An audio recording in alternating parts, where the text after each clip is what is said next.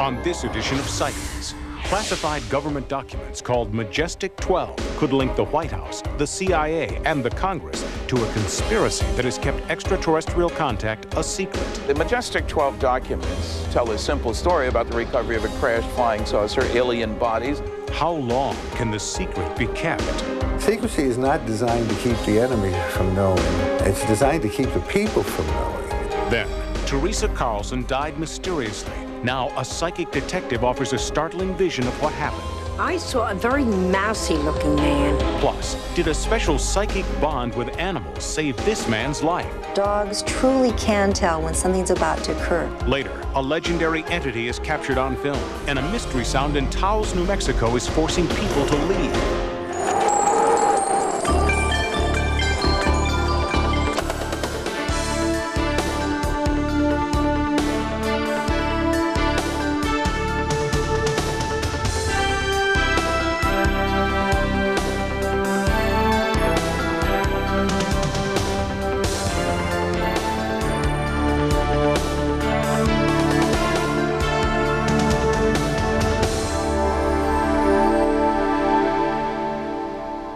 Welcome to Sightings. I'm Tim White. The United States Air Force admits that between 1952 and 1969, they conducted a secret study called Project Blue Book. Its purpose was to determine if UFOs posed a real threat to the American people. Project Blue Book concluded that they did not, and since 1969, the Pentagon has denied participating in any other UFO study.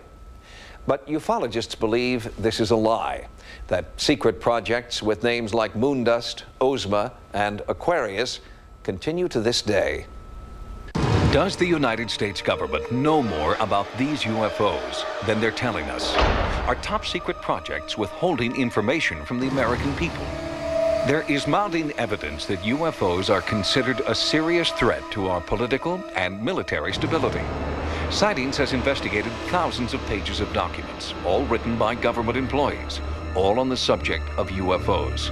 And there are charges that this is just the tip of the extraterrestrial iceberg, that what we are entitled to see through the Freedom of Information Act is only a fraction of the incendiary material this country is hiding. Secrecy is not designed to keep the enemy from knowing. It's designed to keep the people from knowing. Victor Marchetti knows firsthand just how far the government will go to keep its darkest secrets. For nearly 20 years, he worked at the CIA, specializing in clandestine operations. Later, he revealed many of the CIA's secrets in a book the company tried to stop. When the people know what's going on, then that's when you have trouble, if you're in a position of authority. There is no dispute. The government can and does keep its secrets well. But why would it choose to draw the veil of secrecy around UFOs? What does the government know about UFOs that it doesn't want to share with the public? A panel of experts convened by the CIA concluded that UFOs could be a threat. According to Knapp, that panel convened in the early 1950s and laid out a top-secret plan to infiltrate and discredit UFO investigators. It came in response to the continuing uproar over the UFO crash near Roswell, New Mexico, a crash the military initially said was caused by a flying saucer. That claim was later retracted. Knapp and others believe that the pattern of cover-up and disinformation at Roswell became standard operating procedure.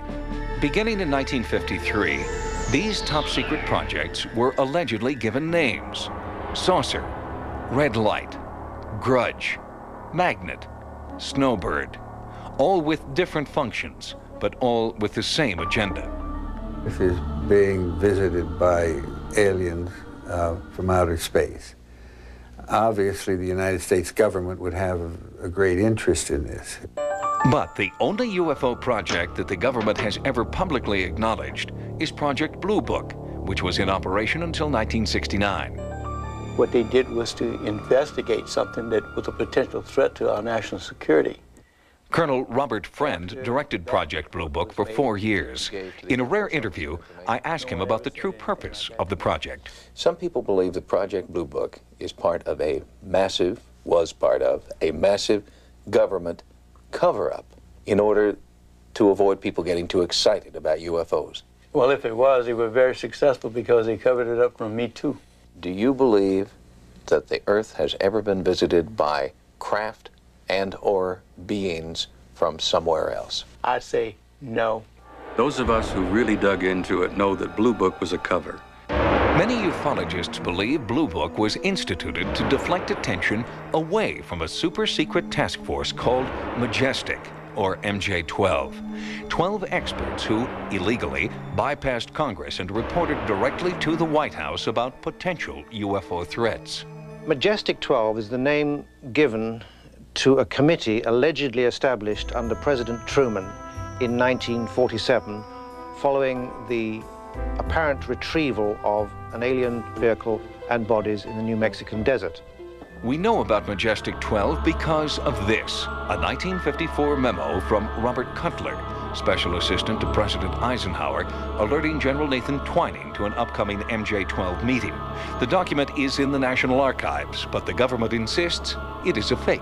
The Majestic 12 documents, if genuine, are of course the most important ones ever leaked to the American public because they tell a simple story about the recovery of a crashed flying saucer, alien bodies, the establishment of a group, Operation Majestic 12, accountable only to the President of the United States, including an all-star cast of 12, the first 3 directors of Central Intelligence, first Secretary of Defense, outstanding scientists. If genuine, they're really super important. And MJ-12 was only the domestic branch of a worldwide secret UFO investigation, according to former NATO Command Sergeant Major Bob Dean. Frankly, it's probably the most sensitive document that NATO has ever been involved with. Dean was assigned to NATO's Supreme Headquarters Command. He claims to have had NATO's highest security clearance and to have seen a NATO UFO report called The Assessment. It was while I was there, from 1963 to 1967, that I learned about a NATO study that had been begun in 1961. And in 1964, when they published the study, and I had a chance to really look at it and study it, I have to be honest with you and tell you that that information literally changed my life. Because I knew for the first time that this subject was not fantasy, it wasn't myth, wasn't legend, it was real, it was true. They concluded, apparently the evidence was overwhelming, that the planet and the human race had apparently been under some kind of a survey or analysis or study for a very long time by several high-technology extraterrestrial civilizations. The assessment has never been released to the public. However, the same language that Bob Dean claims to have read during his tenure at NATO is also contained within this document, an Air Force training manual obtained by Sightings. Here is an excerpt from the paragraph heading Alien Visitors.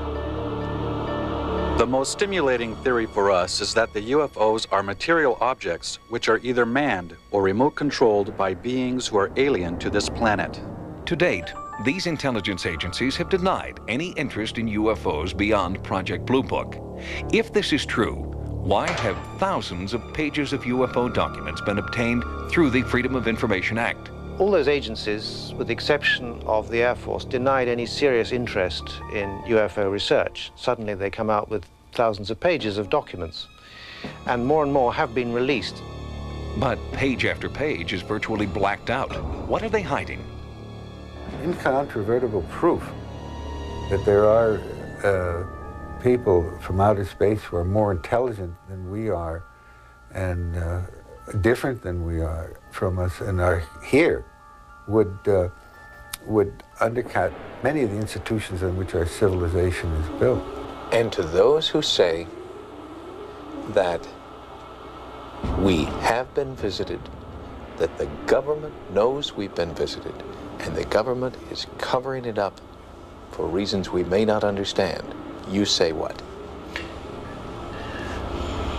I'd say that it would be the best kept secret in the world because I certainly don't know anything about it. People will deal with this. People can handle this. And it's time to tell them the truth.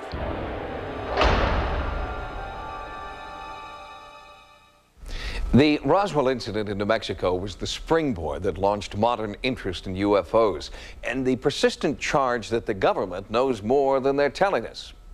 Is there a Roswell conspiracy and cover-up? The arguments on both sides are convincing, as you'll discover when Sightings continues. Next, a half-century later, two renowned experts return to the Roswell UFO crash site in search of answers. There were bodies there, strange bodies. But that's a red herring. Did an alien spacecraft crash near Roswell, New Mexico in 1947? Well, a just published report from the U.S. Air Force says no. That report contradicts ufologists who believe that Roswell is a government conspiracy of the highest order. Well, now Sightings has brought together former State Department official Carl Flock and world-renowned ufologist Stanton Friedman to debate their polar views so that you can judge for yourself. July 3rd, 1947, Roswell, New Mexico.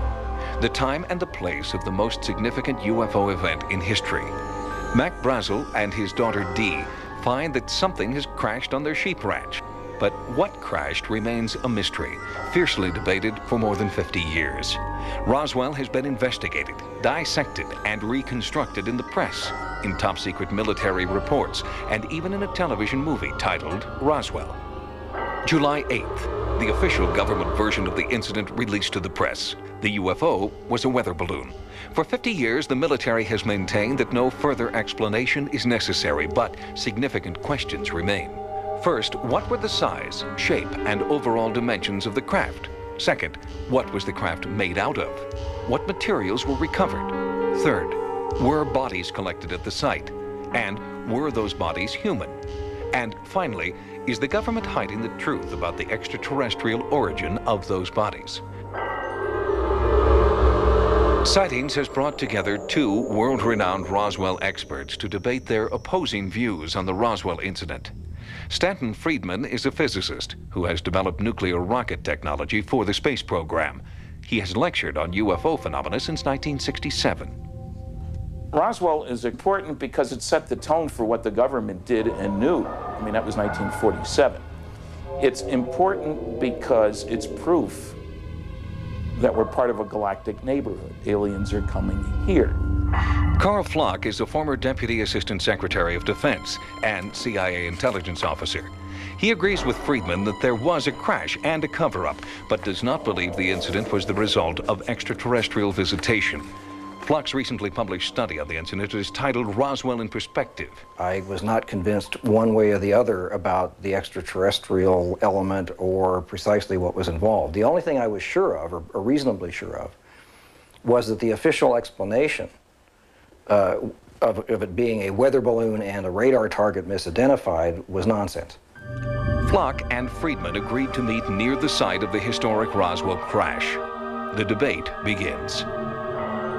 I think after all these years of looking into this, that what really happened was that two saucers were winging their way along in New Mexico, ran into some kind of a problem, maybe a radar beam, maybe a lightning bolt, something like that, had a mid-air collision, and that most of the pieces of wreckage came down on the Brazel Ranch. All we can really say for sure is that Mac Brazel found something extremely unusual on that ranch.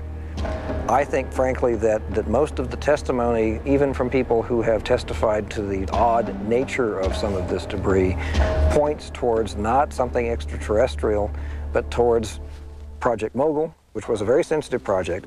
Project Mogul was a top-secret balloon program designed to detect Soviet nuclear activity. Flock believes that it was Mogul balloon debris that Air Force Major Jesse Marcel found at the crash site. He said that he tried to burn it and it wouldn't burn. He said that it was flexible. Flexibility is a property necessary to, but not exclusive to, weather and surveillance balloons. So it still leaves you with the bodies. But where are the bodies? We have descriptions, yes, of bodies which could be alien bodies. That's a definite possibility, and I want to make that clear. I mean, I'm certainly not excluding that by any stretch of the imagination. But they could also be human bodies that have been put through some incredible ordeal. There were bodies there, strange bodies. All of these things clearly indicate we're dealing with a cover-up of something far more important, believe it or not, than the wreckage of a balloon. Yeah, but you're assuming that the Army Air Force would not have moved swiftly and pretty decisively to keep the wraps on a project like Mogul, which stayed classified until well into the 80s, and which there's no question that there is a Roswell cover-up, or in fact actually probably two Roswell cover-ups. one having to do with covering up Mogul, and the other having to do with the issue, whatever it was, involving those bodies. But I think that this case is important no matter what. I think that we've got something, even if it turns out to be that there are no extraterrestrials involved, then nonetheless, something very important happened there. Somebody died, aliens or otherwise, and the government has not come clean on it. There certainly was a cover-up. I think the cover-up's been kept to this day. From a ufological viewpoint, this has become, and I'm a little surprised because I was the original investigator, it's become the case, so to speak. Regardless of what the ultimate outcome turns out to be, it's important no matter what. It's an important issue of government accountability, and it may be an important issue of the future of the human race. The evidence is overwhelming that planet Earth is being visited by intelligently controlled extraterrestrial spacecraft. You know, I went out to the site, to the debris field as it's come to be known, where Rancher Brazel found whatever it was he found. And I thought, my God, what must it have been like to see this? And it's that same kind of feeling. I mean, the idea of holding something in your hand that might have come, you know, across millions, if possibly even billions of miles of space to get here. Recently, the Pentagon released the findings of their comprehensive investigation into the Roswell incident. According to the Secretary of the Air Force, Dr. Sheila E. Widnall, the research, quote, did not locate or develop any information that the Roswell incident was a UFO event. The full report, with all 33 attachments, is available for public review. It's at the Pentagon, in the library there, room 1A518. Next, a psychic bond between man and animal saves a life. There is a telepathy that goes on, an empathy that goes on between a person and a pet. Scientifically speaking, our pets have superhuman abilities. They can smell and hear things that we can't. Could then the same be true of an animal's abilities in the paranormal realm? Yes, according to one pet owner in California whose dog had a premonition of danger and saved his life. The unconditional love of a pet is beyond dispute, but is there also a psychic bond between pet and owner? There's scientific proof that dogs truly can tell when something's about to occur. Recently, Sightings introduced you to Angie Barnum. Her epileptic seizures were so unpredictable, she was confined to a wheelchair for her own safety. But Angie was liberated by her dog Sheba, who can sense an impending seizure before it occurs. She paces and whines and jumps on me if I'm not paying attention. She's constant. She always knows. It's a psychic gift this dog has also displayed. Cinder, a pet Rottweiler, is credited with saving the life of her owner because she too sensed impending danger. Ever since I was a little boy, I've always been fond of dogs, and I've always had a dog in my life. And I just feel that they are like people. In May of 1994, Lorenzo's special bond with his pets took on life-saving significance. Lorenzo and I usually go hiking up to the mountains. And that particular day, I couldn't go with them because I was sick in bed. When I started out the hike, immediately, Cinder wasn't herself, her normal self. She loves to be the leader of the pack. And this time, she immediately wanted just to sit down. And then she'd start off trying to go back down the trail. And then I started thinking, hey, she could be sick. Because of Cinder, the hike was cut short. If it hadn't been, Lorenzo might have died on that trail. I was really surprised because he had come back early, and he just kind of yelled at me from the kitchen and said, you know, I'm back early because Cinder's acting really funny and I think we're going to have to take her to the vet. I sit down on the couch and she's just sitting there in front of me staring at me, and the next thing I know is I start to feel like a little bit of a palpitation. And I looked at Cinder and she had this glazed look on her like she's getting sick too. So I thought, well, I better call the vet for her. So I get up, and as I go to try and get the phone, the next thing I know is I'm laying there and I'm so weak, and I feel this nudging, you know, a cold nose near my hand, and there's a phone right there. So I was able to dial 911. She just ended up knowing that he needed that phone and pushed it over to him. Had Cinder sensed Lorenzo's impending heart attack? I think there truly is a fantastic rapport that occurs between people and pets. And it's not just a matter of the fact that we're the ones that feed them, take care of them, and house them. There is a telepathy that goes on, an empathy that goes on between a person and a pet. How we can explain it, we can't. When we first arrived at Lorenzo's house, Lorenzo's situation was definitely life-threatening. He was laying flat on his back on his living room floor. He appeared to be in pretty bad shape. And he was in pretty imminent danger of going into cardiac arrest. Rushed to the hospital, Lorenzo had a strange sense of deja vu. Lorenzo is a firefighter who himself has rescued many people in the line of duty. And during one of those rescues, he recalled that paranormal forces seemed to be at work there, too. A building had collapsed on myself and a fellow firefighter. We were both trapped. I had about a minute worth of air left, and I'd pretty much given myself up for dead. Instinct kicked in. Lorenzo rushed into the burning building without his oxygen mask. Although he was recuperating from back surgery, Lorenzo single-handedly lifted a 1,000-pound wall engulfed in flames and rescued 2 fellow officers. What Larry did was nothing short of heroic, lifting that thing off of me and pulling me out of there. Like I said, I wouldn't be here now if it wasn't for Larry. In gratitude for saving his life, Mark Eady gave Lorenzo a Rottweiler puppy. Lorenzo and his wife, Roxanne, named the puppy Cinder. When I first heard that Cinder had saved Lorenzo's life, well, you know, words can't express it. Everything had come full circle. I said, Mark, you gave me Cinder as a gift for saving your life. And the ironic thing about it is that 3 years later, she saves my life. She's so special, and I just can't imagine ever being without her. Lorenzo Sr. reports that he's back at work fighting fires with the Santa Ana Fire Department. He is taking medication to control his blood pressure, and doctors have given him a clean bill of health. Lorenzo also tells Sightings that he has increased Cinder and Reno's daily dose of dog cookies. Coming up, a family mourns her mysterious death, and now a psychic shares a vision of what could have happened. I saw a very mousy-looking man. Then, a legendary ghost is captured on film, and investigating the source of the Taos mystery sound. On previous editions of Sightings, we've featured the work of psychic detective Dorothy Allison.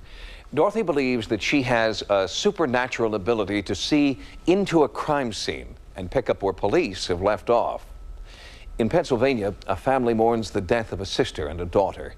They know that Dorothy Allison can't bring her back, but maybe she can tell them why Teresa Carlson is gone. We can look out that window and just about see the spot where it happened. And not knowing who it was makes it a lot harder. She worried about everybody all the time.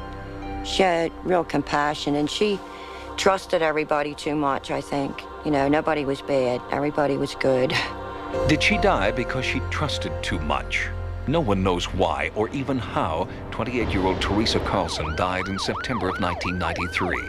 All they have is a body and too many questions. Police in Pennsylvania don't have the answers, but Teresa's family is not giving up. Most sisters usually fight and everything. We didn't. We never fought. No, we were always friends. You know, we always looked out for each other. Mary Ann Moeller is still looking out for her sister Teresa.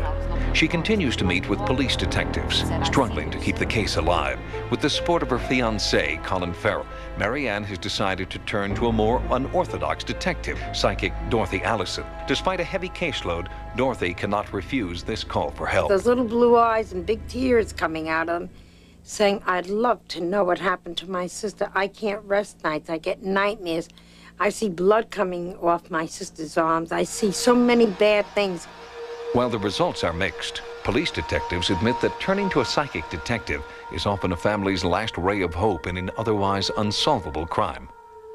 Well, when you are looking for a solution to a crime and all efforts in traditional means have been exhausted, you tend to find people willing to believe certain things in order to come to closure. Arthur Lyons, co-author of The Blue Sense, has researched several psychic detectives and concludes that their use in a dead-end investigation often leads to a reopening of the case. We found many policemen willing to consult the psychic simply because they need closure too on the cases that they deal with. It was Colin Farrell, a Secret Service agent, who first suggested the use of a psychic in this case. Both he and Mary Ann believe that Teresa brought them together to love each other and to solve her murder. It's something you can't put into words, but that's why I know, sure as I'm alive, that her sister had a hand in bringing us together. Teresa wants me to know who did this to her. Yeah, through her dreams, she's trying to tell Mary Ann something. She'd be all like bloody and stuff, wearing the same clothes that she was murdered in. I'd see her and she'd be trying to tell me something, but I couldn't hear her, and I couldn't touch her or anything. And then and after I woke up, I would realize that she was trying to tell me to turn around and look. That person who did it was behind me. And then I could never stay in a dream long enough to turn around and see. She dreamed the same dream over and over and over again. And that's why, you know, it really started to bother me. I was afraid to go to sleep at night. The facts of the case are scant. On September 5th, 1993, Teresa left her mother's home in Croydon, Pennsylvania, a small town outside of Philadelphia. Her body was found 9 days later. It was badly decomposed, making it impossible to determine how, why, or by whom she'd been killed. Detective Ray Busick heads the investigation. She was found in a wooded area. She was covered with vegetation from that area. She was nude, lying on her back, clothed only in socks and her sneakers.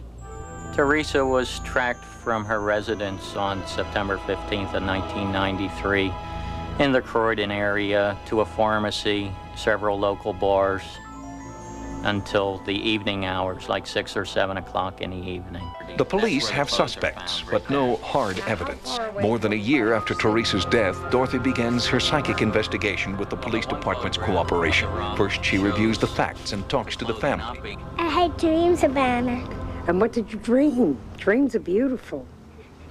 I dreamed that she told me to come in bed and sleep with her. That's wonderful. Once she has touched both emotions and fact, she begins to get psychic impressions of the crime. Whenever I go to a police department, I come with what I think is the clues. It's like looking at television. It's as though somebody's reading off something. You're looking at a TV show or a movie, and things are coming gradually. Is there a place called Park Avenue anywhere on the way to where I'm getting Park Avenue now? On Sam. Okay. There's also a Park Avenue in West Bristol. I'm getting behind the cemetery. Well, I just got that now. She was laying on her back here, her head up in this area, her feet down there.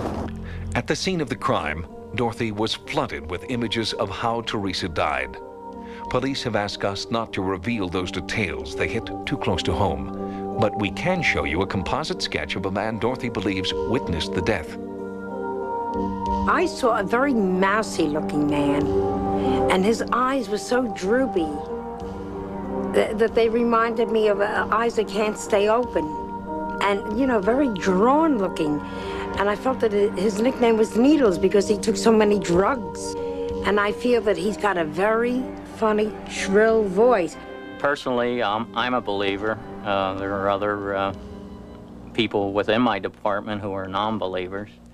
But even the non-believers admit that Dorothy has brought fresh information to the case that they are now following up. In the end, this meeting of minds, the psychic and the scientific, has served at least one very important purpose. It has given solace to Teresa Carlson's family, to her mother, her sister, and the children Teresa never meant to leave behind. I told them that somebody hurt their mom and she died because I just believe in telling them the truth because someday they're going to know it. They take her little papers from school and they talk to her. The baby even sat there and sang a song one day. He said, "She can hear me. I know she can hear me." So I think it helps them deal with their grief if they know. Before Dorothy Allison's involvement in the Teresa Carlson case, police investigated several suspects who were later ruled out. But many of Dorothy's clues have police taking another, harder look at one of those original suspects. Sightings will bring you an update when and if there's a break in this case. Next, our strange encounters on a Connecticut road proof that ghosts walk among us. There's no other viable explanation. You know, you're forced to believe. Many people believe that ghosts are manifestations of the dead who sometimes walk among us. If that's true, you would think that the best place to find a ghost is in a cemetery. But after more than 100 ghost investigations, this is the first time Sightings has heard credible reports of a cemetery haunting. And there are photographs and videotape. The road was a little bit damp. And as I was driving, I had a sensation. You ever feel like someone's sitting next to you? I looked over, and there was a gentleman as plain and solid as anybody. It wasn't a transparent figure. I looked, saw him, looked forward, looked back, and that figure was gone. When I looked up, that's when I saw the woman in the road. And as soon as I stepped on the brakes, she came from about 40 feet to directly in front of the car. And the thing that sticks in my mind the most is the way her arm came up. It wasn't a stop. It was almost like she was reaching out, not to get me, but reaching out for something. Sightings of a transparent wraith, the Lady in White, have been reported near Connecticut's Union Cemetery for more than 3 decades. I was on call. There was a police officer with me, responding to a call of 3 transformers blowing up next door to the cemetery. When we got in front of the cemetery, I was looking side to side, and the police officer screamed, "Watch out." I looked in front of the truck. There was a woman all dressed in white standing in the middle of the road. I applied the brakes. I couldn't stop in time, and I hit her. And the woman went over the hood of the truck and fell straight back down to the ground. When we jumped out to look, ran around to the front of the truck to look to see what I had hit, there was nothing there. There was no blood, no clothing, no body. There was nothing. We don't know who the White Lady is, but she has been witnessed by many people through the years, has been photographed, and her energy's been photographed. Black spirits, or inhuman spirits, seem to not allow her to get the help that she needs in order to pass on correctly. So for that reason, she remains earthbound. Lorraine and Ed Warren are among the world's premier paranormal investigators, with more than 46 years of experience in the field. They've studied apparitions in Union Cemetery for nearly a decade. The Warrens have interviewed many witnesses terrified by the Lady in White. After the figure went through the car, when I looked up, the road was red, and it wasn't someone's taillights. There were no cars in front of me. I think the reason that she appeared to him, and also the man appeared to him, if we would be in any pain or any anguish, we would go up to someone we felt a great deal of sensitivity from. The spirit would do exactly the same thing. Like attracts like, and the spirits found compassion in a man like him. I was very sad. I started crying in my car.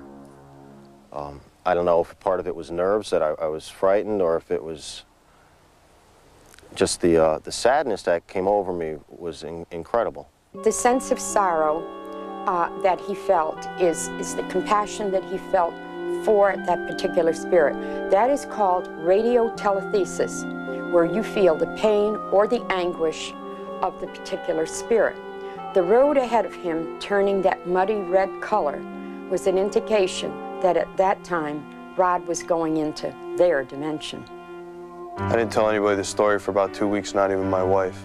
She was 6.5 months pregnant at the time, and I was afraid that whatever this encounter was might have followed me home and in some way affected my unborn child.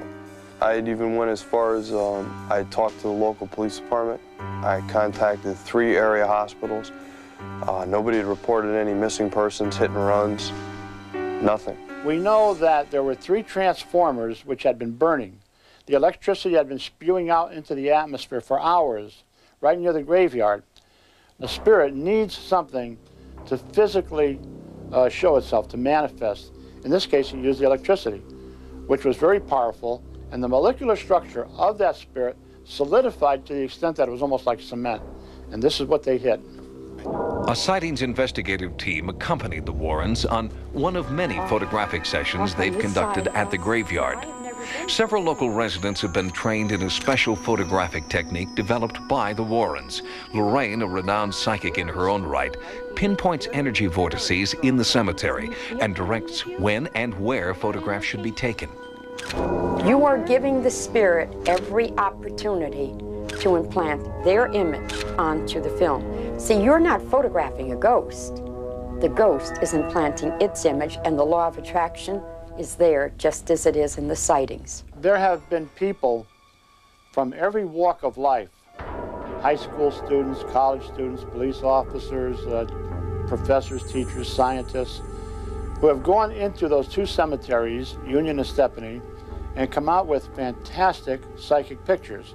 Tantalizing photographs have been taken, but the Warrens have yet to communicate directly with the lady in white. They want to know how she died so they can help her move on. She was human one time. She still has human feelings, but she's very confused. She doesn't realize what's happened to her, and she's trying to find out. Confusion is not the impression left with those who have experienced her firsthand. After what had happened, there's no other viable explanation. You know, you're forced to believe. This experience has taken away any doubt in my mind that there is a life after death, that we're not only on this earth in a human form, that after we die, our spirit definitely goes somewhere, whether it stays here or goes beyond. Reports of a mysterious lady in white are common to hauntings in many different cultures. Ghost researchers believe that eyewitnesses are not actually seeing female figures dressed in white. Instead, they are simply putting a name to random collections of visible energy that, so far, have no explanation. Next, a mystery sound in New Mexico is affecting the health of some and forcing others to flee. You're trying to throw her off of you and push it away. It's life-threatening.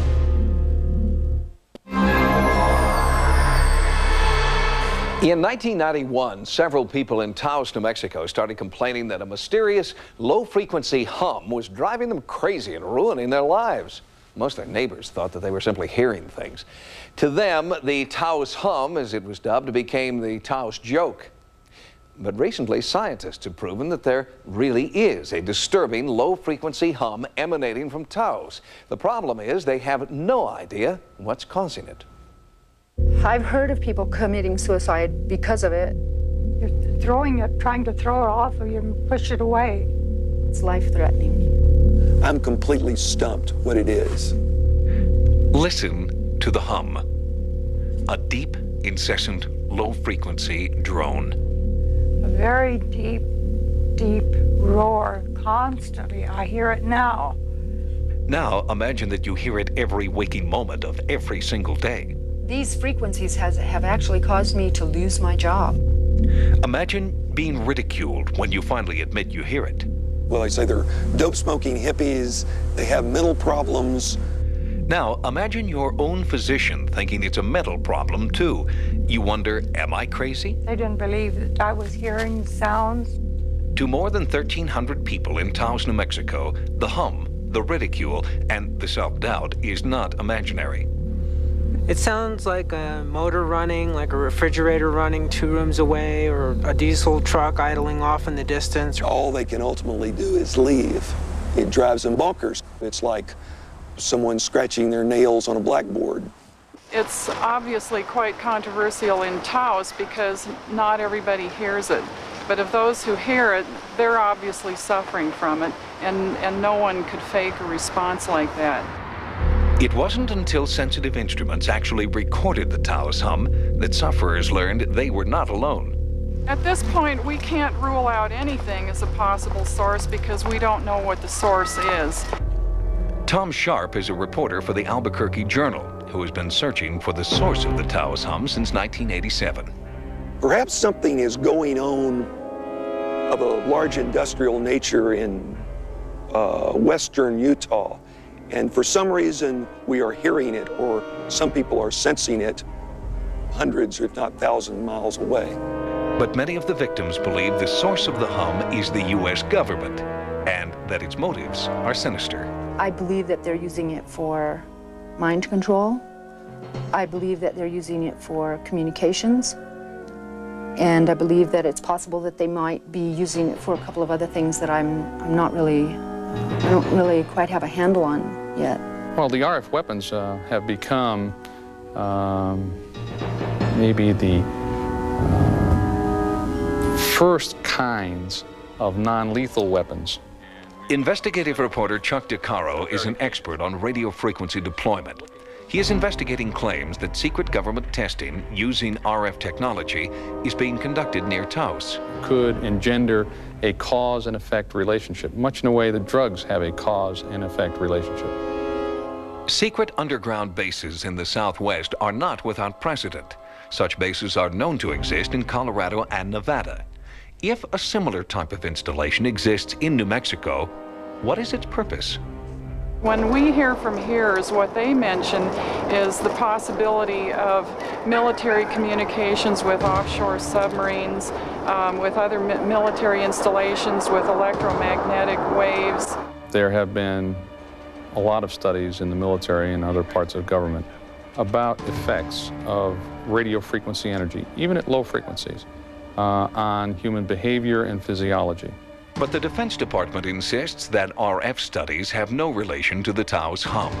Congress claims to be as puzzled about the hum as anyone and is cooperating fully with an ongoing investigation by the University of New Mexico. There are people out there who are sensing something which is extremely disturbing to them. Many of them make them ill enough they've left the area. And obviously, something needs to be done about it. But so far, the university team's findings have been inconclusive. Unfortunately, we didn't find anything that we could pin down as the cause of the hum. But some people believe that the university team will never find the source of the hum because the government is hiding what it really knows. The Defense Department, they know what it is. I do not understand why they're not telling us what it is. Despite these claims, the University of New Mexico continues to study the Taos hum and its possible source. The University of New Mexico has had to design and build equipment that will test the responses of these people to very low frequencies. And equipment like this has never existed before, so that's been the difficult part of the research so far. While the team tries to invent new mechanisms for detecting the hum's source, sufferers in Taos are becoming more desperate. I feel like I'm a victim of something that I cannot stop. They cannot stop, and there's nothing we can do. Taos isn't the only American town that's humming. Recently, divers in Monterey, California experienced an underwater hum so strong that they felt the vibration in their lungs. The Monterey hum, actually more of a thump according to divers, has no discernible source. Tapes of the noise are now being analyzed by underwater acoustics experts. Their initial response is that the noise is mechanical, but remind us that the ocean contains many secrets yet to be revealed. Sightings has expanded its America Online area. Keyword Sightings when you log on for access to Sightings stories, images, and events. To subscribe to America Online, call 1-800-591-3344. And you can still reach Sightings 24 hours a day at 1-900-933-7444. Until next time, remember, no mystery is closed to an open mind. For Sightings, I'm Tim White. Next on Sci-Fi, Dark Shadows. The government's ultimate concealed weapon, the Invisible Man, a Sci-Fi original series. Disappearing Fridays at 8 on Sci-Fi.